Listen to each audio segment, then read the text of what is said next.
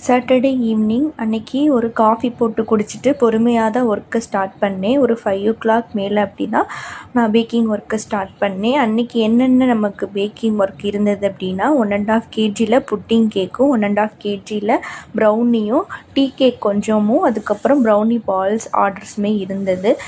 சரின்னு ஒவ்வொன்றா செய்ய ஸ்டார்ட் பண்ணேன். எப்போயுமே புட்டிங் கேக் தான் ஃபஸ்ட்டு செய்வேன். ஏன்னா அதோட ப்ராசஸிங் டைம் அதிகம். அதனால் அதை ஃபஸ்ட்டு முடிச்சிட்டேன் அப்படின்னா அப்புறம் ஒவ்வொரு கேக்காக முடிச்சிடலாம்.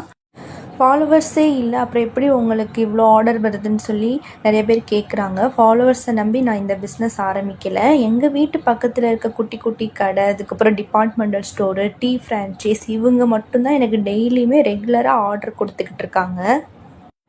டீ கேக்கில் எக்ஸ்மெல் வராமல் எப்படி பார்த்துக்கலாம் அப்படின்னா, இந்த மாதிரி ஒயிட் தனியாக எல்லோ தனித்தனியாக செப்ரேட் பண்ணி நம்ம பீட் பண்ணோம் அப்படின்னா அதோடைய எக்ஸ்மெல் சுத்தமாக வராது. அதுக்கப்புறம் நம்ம அந்த ஸ்ட்ரக்சருக்காக நான் மில்க் சேர்ப்பேன். உங்களுக்கு வேணாம் அப்படின்னா அதை ஸ்கிப் பண்ணிடலாம். ஏன்னா மில்க்கு சீக்கிரம் அது கெட்டு போயிடும்.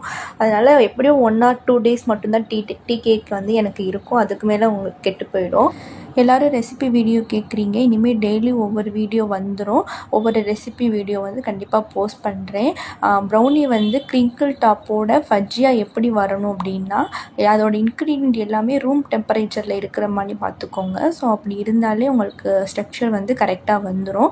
எல்லாத்தையும் பேக் பண்ணி சேஃபாக நானே போய் டெலிவரியும் பண்ணிட்டு வந்துட்டேன். இது மாதிரி உங்களுக்கும் கேக்ஸ் வேணும் அப்படின்னா இன்ஸ்டாகிராமில் டிஎம் பண்ணுங்கள்.